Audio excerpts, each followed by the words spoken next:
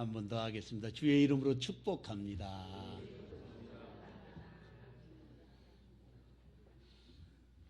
저를 따라하겠습니다. 말하는 대로 되고 기도하는 대로 된다. 할렐루야. 축복의 말을 선포하면 그 축복이 그대로 이루어지는 것입니다. 고린도전서 10장 31절 말씀을 보면 그런즉 너희가 먹든지 마시든지 무엇을 하든지 다 하나님의 영광을 위하여 하라. 그렇게 말씀하셨습니다. 미국에 뉴욕으로 유학 간 학생이 하나 있었습니다. 어느 날 친구로부터 전화가 왔어요. 야, 치펠레가 주일날 문을 열었대. 그런 이야기를 듣고는 이 친구가 사실은 인터넷으로 치펠레라는 것이 문을 열어가지고 깜짝 놀래가지고 친구에게 알려줬는데 친구는 별로 감이 없는 거예요. 그 치펠레라는 것이 그 패스트푸드점인데 샌드위치, 치킨 이런 것들을 파는 프랜차이즈 회사예요. 그게 뭐 대단한 뉴스냐고 물었습니다. 그랬더니 이 친구가 다시 말하기를, 야, 너는 아직도 몰라? 치펠레는 창업주가 독실한 크리스천이어서 주일에는 절대로 문을 열지 않거든. 유명 쇼핑몰에서도 일요일에는 문을 안 열어. 그런데 주일에 문을 연 것을 보면 아마 그 지역에 무슨 사건이나 사고가 있었던가 봐. 치펠레는 재난이 난 지역의 난민이나 9.11 대원들이나 봉사자들을 위해서 무료로 샌드위치도 나눠주고 먹을 음식들을 공짜로 준다는 거예요. 정말 치펠레가 대단하지 않나요? 치펠레 샌드위치는 최고야. 그런 전화를 받아서 대화를 나눈 것입니다. 우리에게는 다소 낯선 이름 치펠레. 거기는 치킨, 샌드위치, 와플, 감자튀김을 파는 미국의 패스트푸드의 브랜드점입니다. 전국적으로 약 2,400개의 매장을 갖고 있는데 1년에 매출이 우리 돈으로 약 12조 정도 되는 어마어마한 프랜차이즈 회사입니다. 창업주가 트레이드 캐시라는 분인데 2014년에 돌아가셨어요.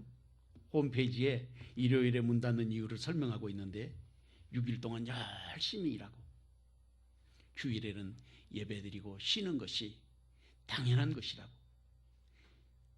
그리고 우리 직원들과 나에게도 그것은 반드시 필요한 일이라고 그렇게 홈페이지에도 올려놨습니다.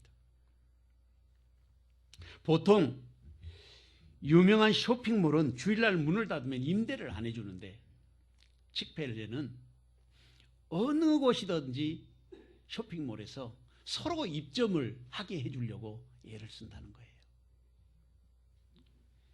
6일 동안만 일을 해도 다른 업주들 1회 동안 7일 동안 일하는 것보다 훨씬 돈을 더 많이 벌 수 있는 그런 회사가 되었다고 합니다. 하나님이 기뻐하시는 기업이 어떤 것이겠습니까? 바로 이런 기업이 하나님이 기뻐하시는 그런 기업이 아니겠습니까? 본문의 말씀은 그렇게 시작하고 있습니다. 내가 붙드는 나의 종, 내 마음에 기뻐하는 자, 곧 내가 택한 사람을 보라. 하나님이 마음에 기뻐하시는 사람에 대한 이야기입니다. 물론 오늘 본문의 말씀은 당연히 메시아 예언이라고 잘 알려져 있는 그런 말씀입니다. 그리고 이 말씀이 단순하게 메시아 예언으로만 끝나는 것이 아니라 그 메시아를 믿는 그리스도인들에게도 직접적으로 연관성을 가지고 있기 때문에 이 말씀이 소중한 것입니다. 그래서 우리 자신들에게 이 말씀을 들으면서 예수를 닮은 작은 예수로 살아가는 믿음의 사람으로서 우리 자신들에게 던져야 될 질문이 하나 있습니다. 그것은 나는 하나님의 마음에 기뻐하시는 사람인가? 이 질문을 자기 자신에게 던져야 한다 하는 것입니다. 그리고 하나님이 기뻐하시는 그런 믿음의 사람으로서 살려면 어떻게 살아야 할 것인가? 얼마나 내가 하나님 앞에서 기뻐하심을 입을 수 있는 믿음의 헌신과 충성을 다하는 사람인가? 이런 것들을 우리가 스스로에게 물어보고 또 그렇게 살아야 하지 않겠습니까? 본문의 말씀을 통해서 들려주시는 성령의 음성을 듣고 온전한 믿음으로 자신의 삶을 세워나가는 귀한 은총의 역사가 오늘도 저와 여러분에게 함께 하시기를 주님의 이름으로 축원합니다. 첫째로 하나님의 마음에 기뻐하시는 예수님을 본받아야 하겠습니다. 본문 1절에서 4절 말씀을 우리 다 같이 한 목소리로 읽어보겠습니다.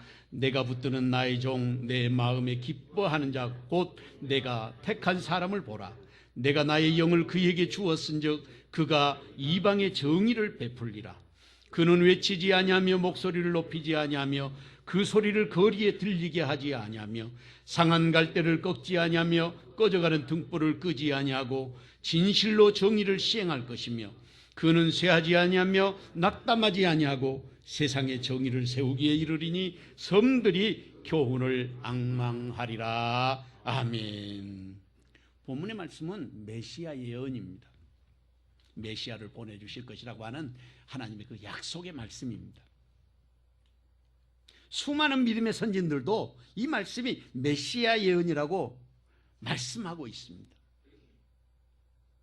또 신약성경에서 마태복음 12장 18절 말씀을 보면 거기에서도 이것을 확실하게 확인하고 있습니다. 하나님은 메시아를 보내실 것인데 그 메시아가 어떤 분인가? 그것을 설명하고 있습니다. 이 말씀을 좀 더 자세하게 살펴보면 첫째는 하나님은 그분에게 영을 부어주셨다. 그렇게 말하고 있습니다. 신약성경에서 이것을 확인할 수 있는 것은 마태복음 3장 16절 말씀에 보면 예수님이 세리요한에게 세례를 받으시고 물에서 나오시는데 하늘이 열리고 성령이 비둘기같이 예수님 머리 위로 임하시는 것을 보게 되었습니다. 또 요한복음 3장 34절 말씀에 보면 하나님이 보내신 이는 하나님의 말씀을 하시나니 이는 하나님이 성령을 한량없이 주심이라. 그렇게 말하고 있습니다. 두 번째 메시아는 어떤 분이냐? 이방의 정의를 베푸시는 분이라고 말하고 있습니다. 여기서 정의라는 것은 히브리 말로는 미시파트라고 그러는데 일반적으로 재판정에서 판사가 재판을 할 때 그 재판으로 판결하는 행위를 여기서 정의라 일반적으로 그렇게 설명합니다.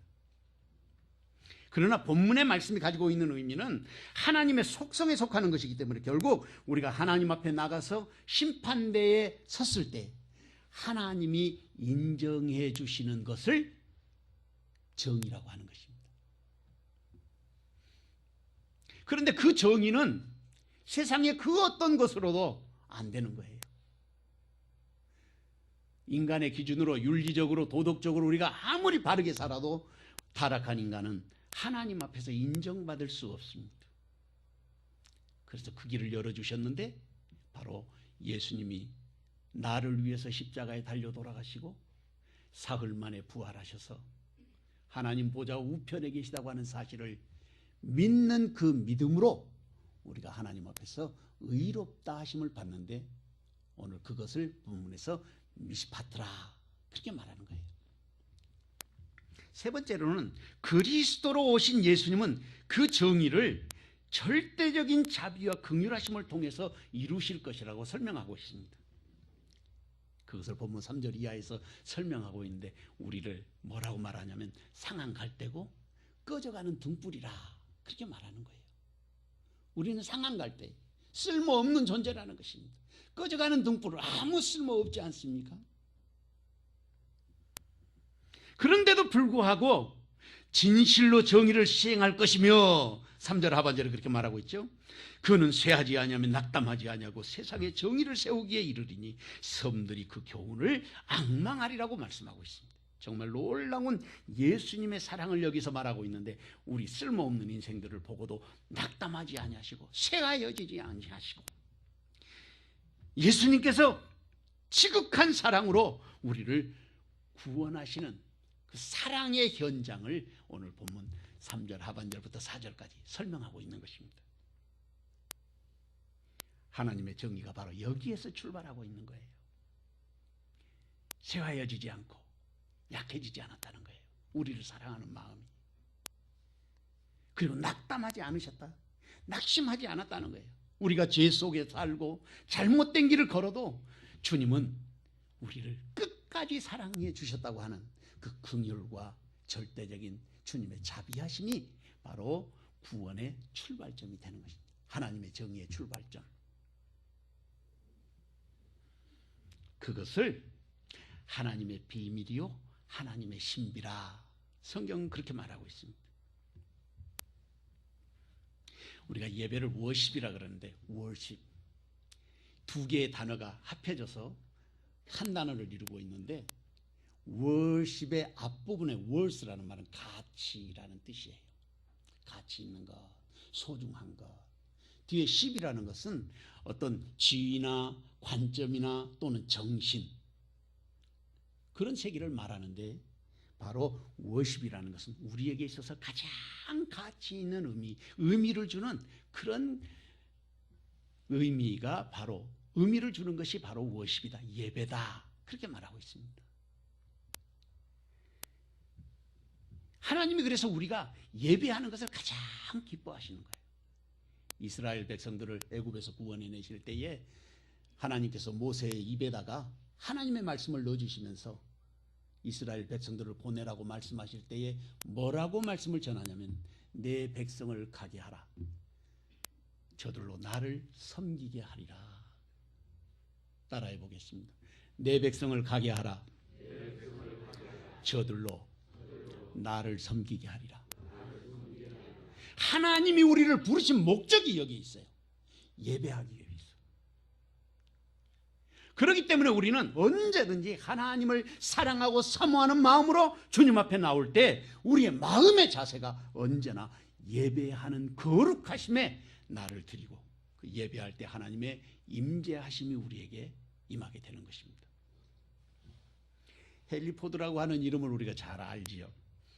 포드 회사, 자동차 회사의 사장님이신데 어느 날 아일랜드에 있는 더블린이라고 하는 그런 그 고아원을 찾아갔습니다. 그래서 거기에서 작정하고 건축 헌금을 하기로 했어요. 1,000파운드를 헌금하기로 한 겁니다. 그랬는데 너무 귀한 일이니까 지방 신문에 났어요.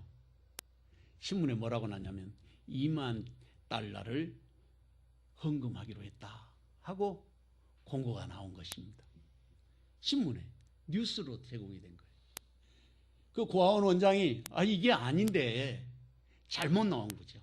그래서 포드에게 헨리 포드에게 전화를 드렸어요. 우리가 실수해가지고 신문에 이게 오타가 나서 1,000파운드 헌금하신 거를 2만 불 헌금한 걸로 나왔는데 그걸 수정해서 다시 내도록 하겠습니다. 그러니까 이 헨리 포드가 뭐라고 말했냐면 그냥 두라고 했습니다.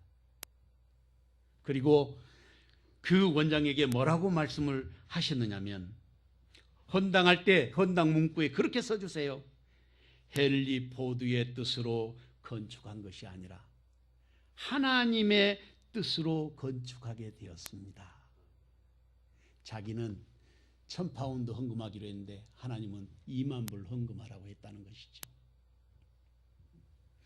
지금도 우리는 우리의 계산으로 그리고 우리의 생각으로 주의 일을 하려고 합니다. 그것은 하나님이 원하시는 게 아니에요. 오직 하나님이 원하시는 것이 무엇인지를 생각하고 하나님이 기뻐하시는 자리에 우리 자신을 세워야 하는 것입니다. 이사야 11장 9절 말씀에 보면 내가 거룩한 산 모든 곳에서 해됨도 없고 상함도 없을 것이니 이는 물이 바다를 덮음같이 여호와를 아는 지식이 세상에 충만할 것임이라고 말하셨습니다.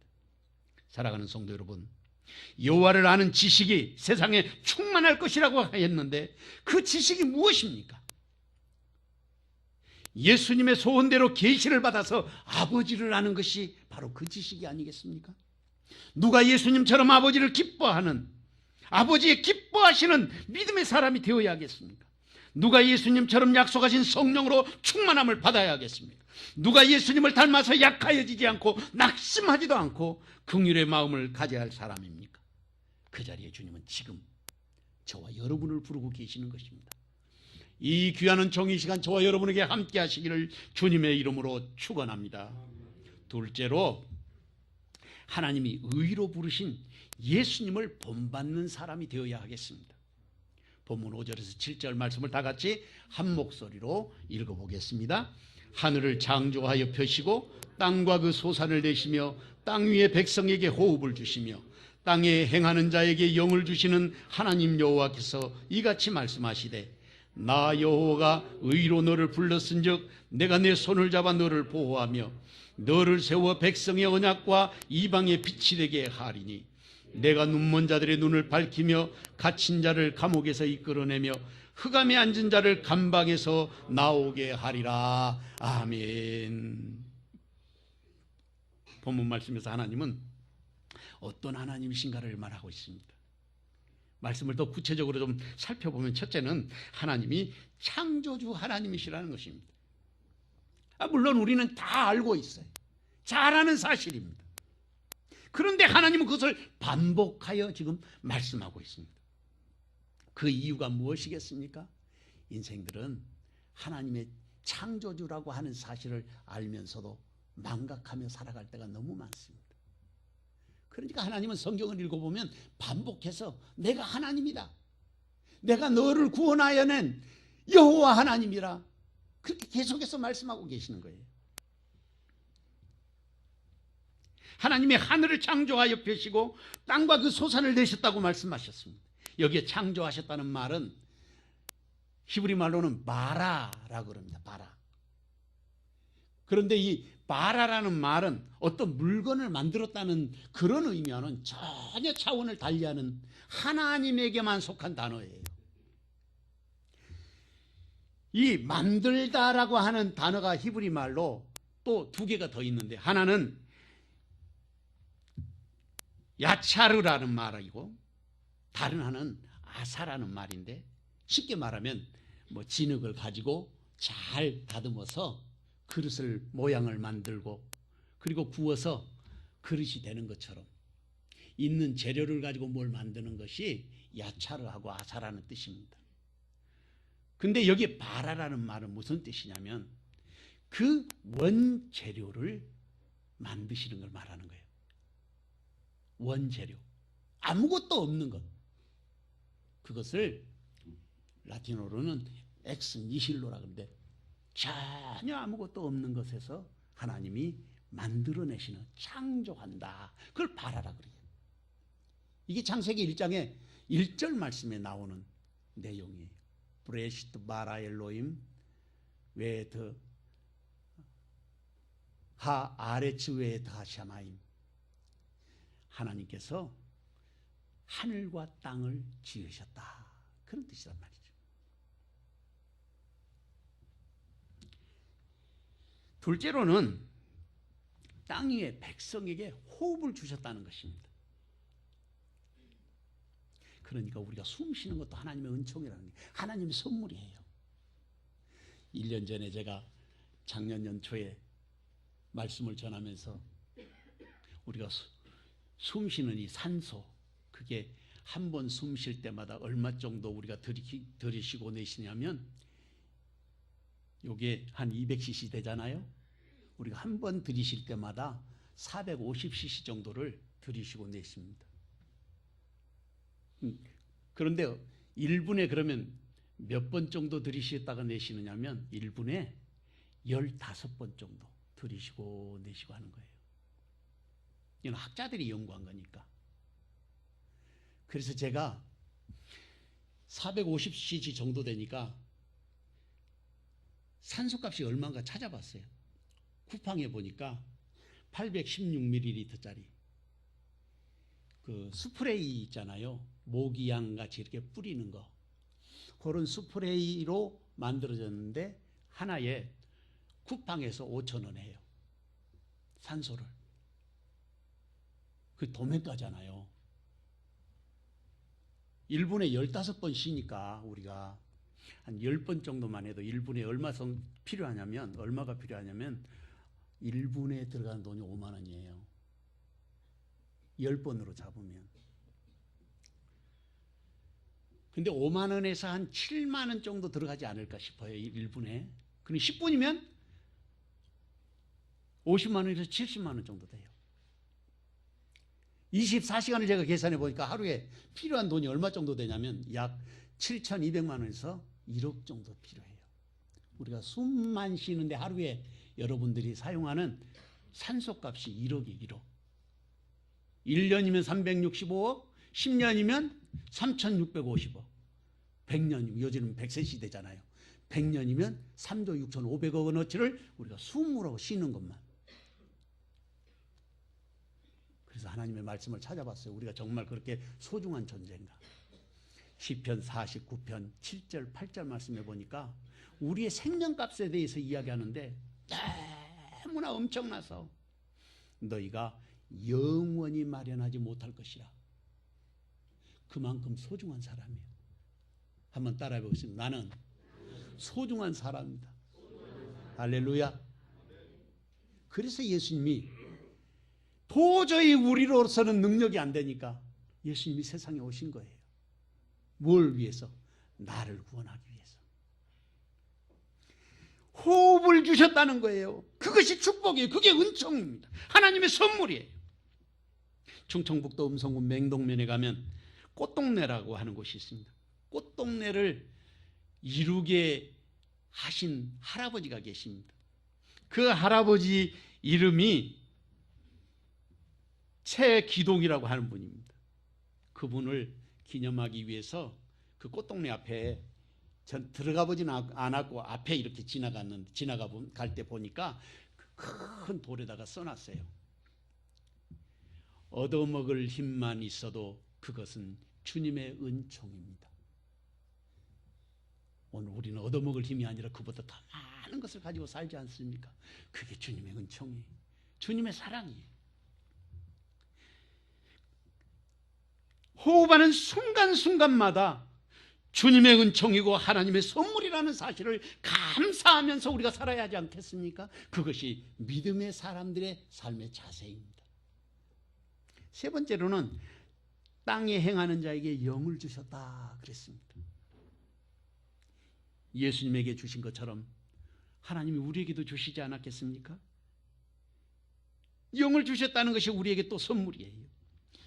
사실은 영은 우리에게 있어서 실존적인 존재이면서도 인식하기가 어렵습니다.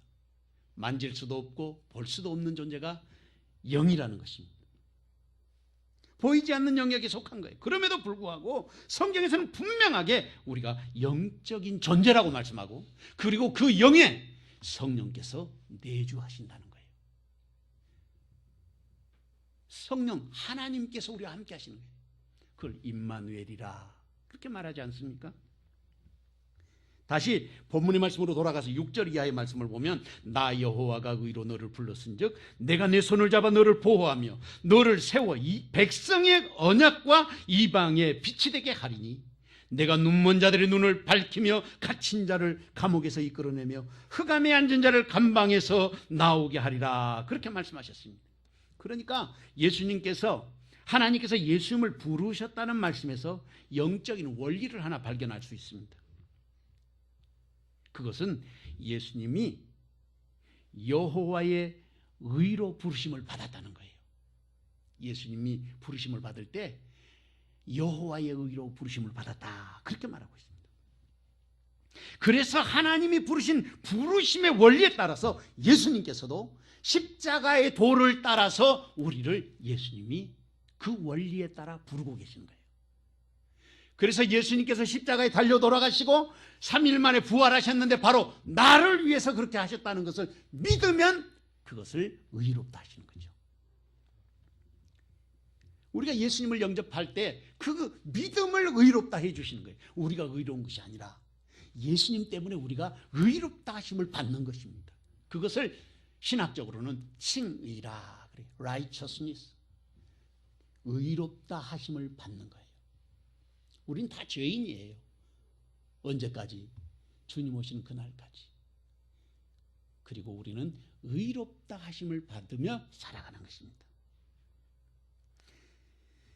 그리고 여기서 하나님께서 예수님을 부르신 목적이 여기 기록되어 있는데 메시아 사역의 원리, 예수님이 하신 그 사역에 대한 원리를 설명하고 있는데 첫 번째로는 내가 내 손을 잡아 너를 보호하며 너를 세워 백성의 언약과 이방의 빛이 되게 하시겠다는 것입니다. 그러니까 홀로 있는 것이 아니라 하나님이 붙들어 주신다는 거예요. 여기서 말씀하시는 것처럼 오늘 우리 그리스도인들도 예수님을 닮아서 이 세상을 살아가는 동안에 하나님이 붙들어 주시고 하나님의 보호하심을 입으면서 살아야 할 믿음의 원칙과 대전제가 여기에 있는 거예요. 하나님께 붙잡힌 바 되는 사람이 되어야 하는 것입니다.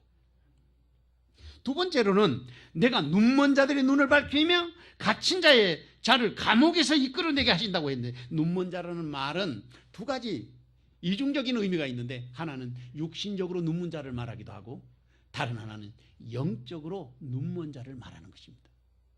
눈이 열려지게 한다는 것이죠. 예수님을 알게 하는 거예요. 복음에 대한 진리를 깨닫게 해주는 것을 말하는 것입니다. 그리고 세 번째로는 흑암에 앉은 자를 감방에서 나오게 하리라고 말씀하셨는데, 흑암이라는 것은 사망의 권세를 말하는 것입니다. 사망의 권세는 누가 가지고 있느냐면 바로 사탄이 가지고 있고, 그 권세는 죄로부터 오는 것입니다. 죄 때문에 우리가 죽는 거예요. 로마서 6장 23절 말씀에 말씀하신 것처럼 죄의 싹은 사망이요. 싹이라는 것은 대가라고 말이죠. 죄값을 치르는데 그게 뭐냐면 우리가 죽는 거예요. 다 죽지 않습니까? 저도 죽을 것이고 여러분도 역시 마찬가지로 수명이 다하면 우리가 언젠가는 하나님의 나라에 가게 될 것인데, 그 이유가 뭐냐면 죄 때문이라는 거예요.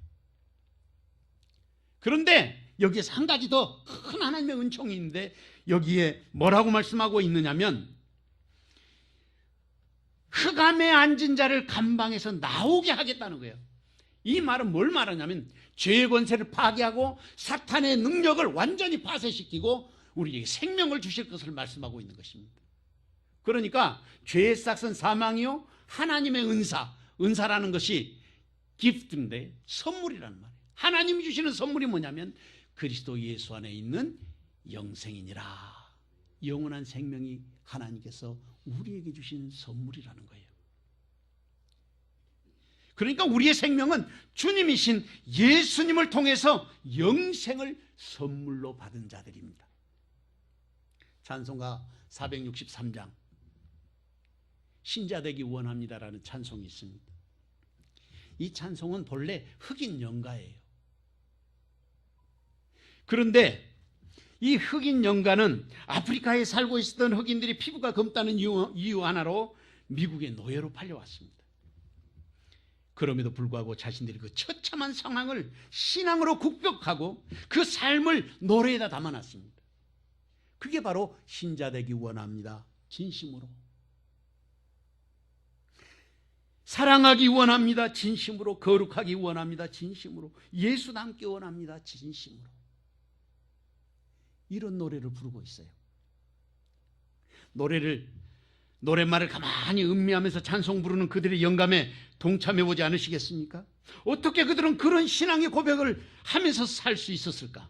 힘든 노예 생활을 생각해보면 신자되기 원합니다라고 고백하는 것보다 도리어 불평하고 불만하면서 살아야 하지 않겠습니까? 하나님이 정말 살아계시다면 어떻게 우리를 노예로 만들 수 있습니까? 원망해야 되는데도 불구하고 그들은 신자되기 원합니다. 사랑하기 원합니다.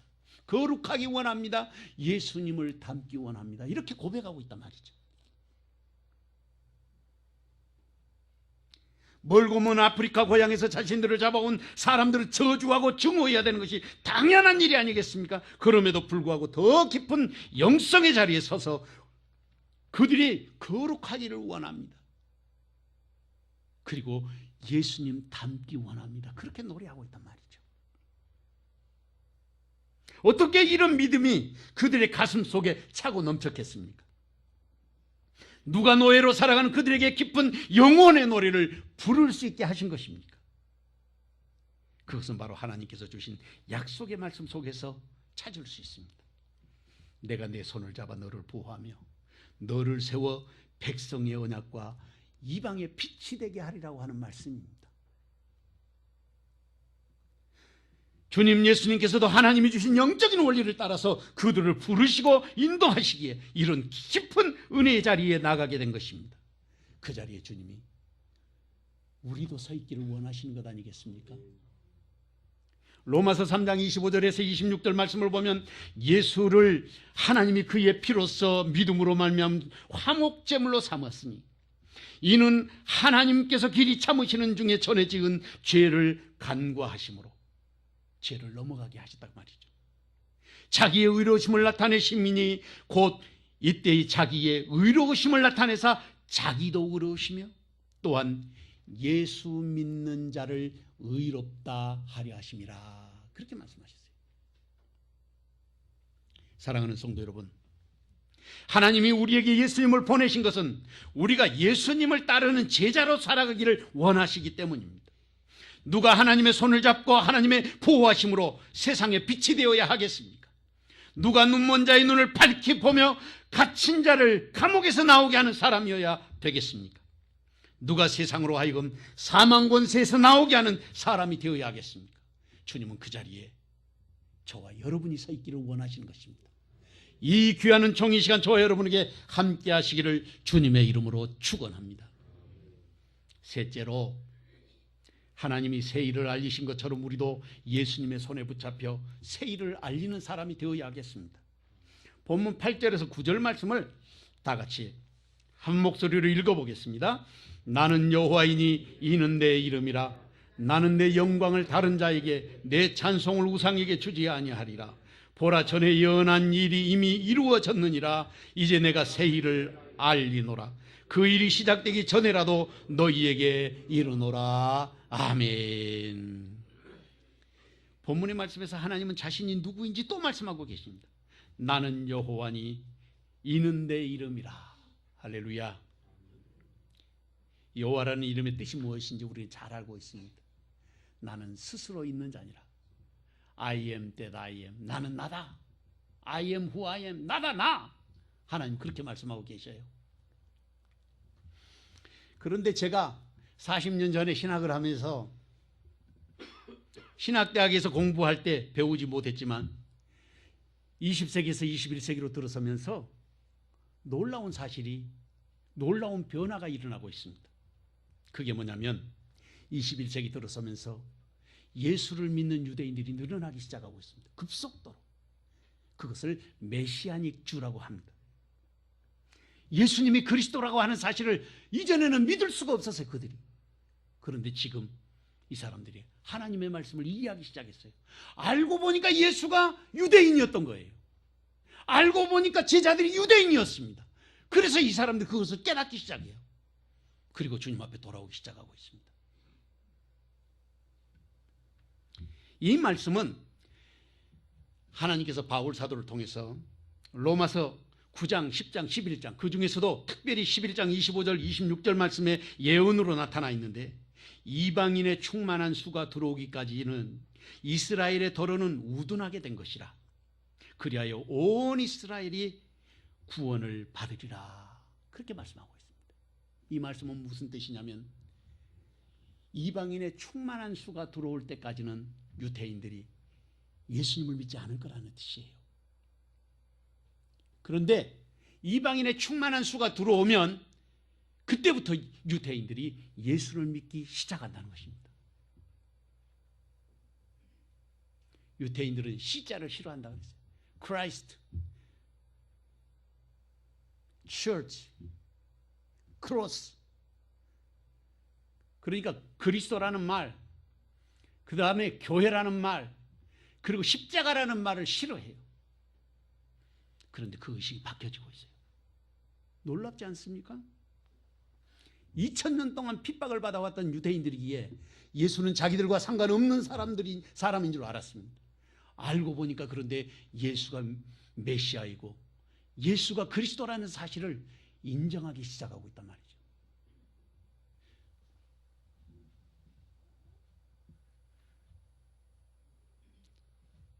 이것을 바울 사도는 하나님의 신비라 그렇게 말하고 있어요. 그리고 유대인들의 문화를 스스로 이해하고 있는 랍비들 가운데 예수님을 영접하고 믿는 사람들이 하나님의 이름에 대한 것을 이해하기 시작한 것입니다. 예전에 학교 다니면서 히브리어를 다 공부했죠. 그런데 그때는 그것을 깨달을 수가 없었어요. 왜냐하면 유대인들이 그렇게 많이 예수를 믿지 않았으니까. 40년 전만 해도 그렇게 많이 믿지 않았어요. 근데 랍비들이 들어오면서 하나님의 이름을 살펴보니까 이 하나님의 이름, 유대인들이 사용하는 히브리 말은 예전에는 죽은 언어, 사어라고 했는데 지금 그들이 살아있는 언어로 바꿔서 사용한 지 지금 70년이에요. 현대 히브리어를 쓰고 있어요. 그리고 그 사람들이 말씀을 살펴보니까 여호와라는 단어 속에 정말 놀라운 비밀이 감춰져 있는 것을 알게 된 것입니다. 여호와라는 단어가 자음 4개로 되어 있어요. 그래서 신명 4글자라고 그래요. 하나님의 이름 4글자. 요드해 와우해. 요드는 손을 의미합니다. 해는 바라보다, 주목하여 보다, 자세히 들여다보다는 뜻이에요. 그 다음에 와우는 뭐냐면 그 갈고리, 십자가에 못 박혔다는 의미가 있어요. 못이라는 뜻이 있어요. 그리고 다시 해가 있어요. 해는 다시 반복해서 주목하여 보라 또는 희망을 가져라 그런 뜻이기도 해요. 이 4글자를 심볼로 다시 번역해서 해석을 하면 여호와라고 하는 말은 손에 못자국을 주목하여 보라는 뜻이 되는 것입니다. 우리는 이해할 수 없었어요. 유대인들이 자기들의 문화로 심볼을 해석해 보니까 놀라운 해석이 거기 담겨 있는 거예요. 여호와여 그러면 손에 못자국을 주목하여 보라 그런 뜻인 거예요. 놀랍지 않습니까? 그런데 더 놀라운 사실이 있어요. 손에 못자국을 주목하여 보라. 우리는 다 알죠. 그게 누구를 의미하는지. 그분이 바로 예수님 아닙니까? 그런데 그 예수님이라고 하는 이름, 그걸 히브리 말로는 예슈아라 그러는데 예슈아. 예슈아 그렇게 부르면 무슨 뜻이 되냐면 여호와가 구원이시다 그런 뜻이에요. 여호와여 그러면 손에 못자국을 주목하여 보라 그런 뜻인데 예수여 부르면 여호와가 구원이시다 그런 말씀이란 말이죠. 정말 놀라운 신비가 여기에 있어요. 그것이 하나님의 신비 아니겠습니까?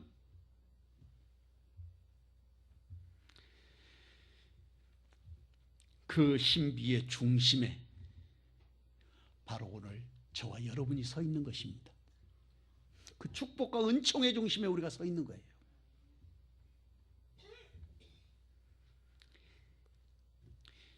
그래서 바울 사도가 로마서 11장 35절 말씀에서 그렇게 말하고 있습니다. 깊도다 하나님의 지혜와 지식의 풍성하며 그의 판단은 헤아리지 못할 것이며 그의 길은 찾지 못할 것이로다. 계시가 열려지는 거예요. 우리는 그런 시대에 살고 있습니다.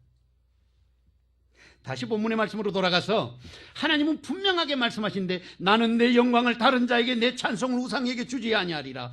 보라 전에 예언한 일이 이미 이루어졌느니라. 이제 내가 새 일을 알리노라. 그 일이 시작되기 전에라도 너희에게 이르노라.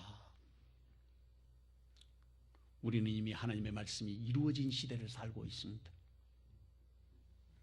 그래서 이제 이방인의 구원의 때가 차서 충만한 사람이 들어왔기 때문에 이스라엘이 우리 주님 예수님을 믿고 주님께 돌아오는 시대에 우리는 살고 있습니다. 이제까지 감추어졌던 계시가 열려지게 되고 신비가 벗겨지는 현장에 우리는 살고 있습니다. 엄청난 축복과 은총을 누리는 거예요. 사도들이 그렇게도 보고 싶어 했던 그런 시대를 우리는 살고 있는 것입니다. 그래서 이제 우리는 깨어 기도해야 되겠습니다. 주님 앞에 예배하는 삶을 살아야겠습니다. 헌신하고 충성을 다하는 삶을 살아야 할 때입니다. 그래서 히브리서 10장 25절에는 그렇게 말씀하고 있습니다. 주님이 말씀하시기를 모이기를 패하는 어떤 자들의 습관과 같이 하지 말고 오직 권하여 그날이 가까움을 볼수록 더욱 그리하자.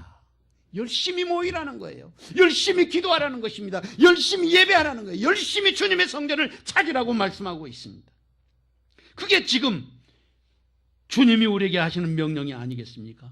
그날이 가까움을 볼수록. 우리가 살아가는 시대는 전 세계의 일들이 우리 안방에 앉아서도 실시간으로 전달되어지는 그런 시대를 살고 있습니다. 호주에서는 지난 9월에 산불이 시작됐는데 서울의 100배나 되는 면적에 지금 계속해서 불을 끄지 못하고 화재가 이어지고 있습니다. 야생 동물이 5억 마리가 타서 죽어버렸어요. 호주 그러면 코알라하고 캥거루의 나라인데 코알라와 캥거루가 지금 멸종 위기에 처했다고 뉴스에 나오고 있습니다. 호주의 신실한 믿음의 사람들은 이것이 하나님이 주신 재앙이라고 그렇게 말하고 있어요. 많은 나라들이 지금 전 세계 23개 국가 정도 이상 계속해서 지금 허락하고 있지만 동성애를 허락하고 있는, 그리고 동성애 결혼을 인정한 나라가 호주입니다. 그래서 하나님의 진노가 임했다고 말하는 것을 들었습니다. 그리고 이스라엘을 중심으로 중동 지역이 끊임없는 전쟁의 소식을 전해오고 있습니다. 하나님의 경고의 메시지가 들리지 않습니까? 깨어 기도하라는 말씀 말이에요. 준비하는 삶을 살아라고 말입니다.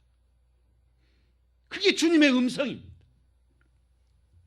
베드로전서 1장 10절에서 12절 말씀해 보면 이 구원에 대하여는 너희에게 임할 은혜를 예언하던 선지자들이 연구하고 부지런히 살펴서 자기 속에 계신 그리스도의 영이 그 받으실 고난과 후에 받으실 영광을 미리 증언하여 누구를 또는 어떠한 때를 지시하는지 상고하니라. 깊이 생각했다는 거예요.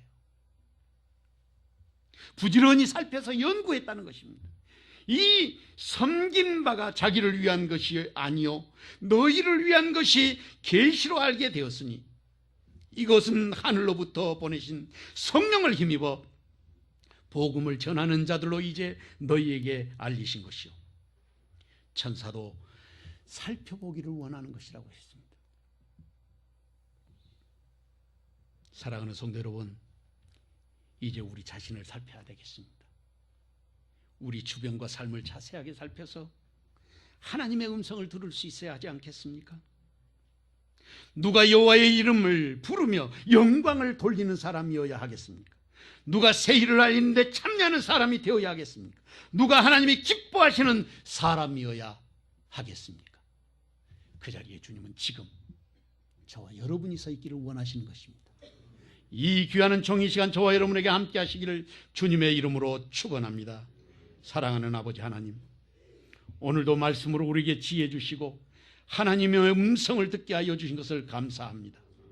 아버지의 뜻대로 살아 시대를 분별하게 하여 주시고 우리가 하여금 주님의 은총을 깨달아 날마다 더 열심히 주님 앞에 서게 하시고 헌신되고 충성된 믿음의 자녀 되게 하옵소서. 예수님의 이름으로 기도하옵나이다. 아멘.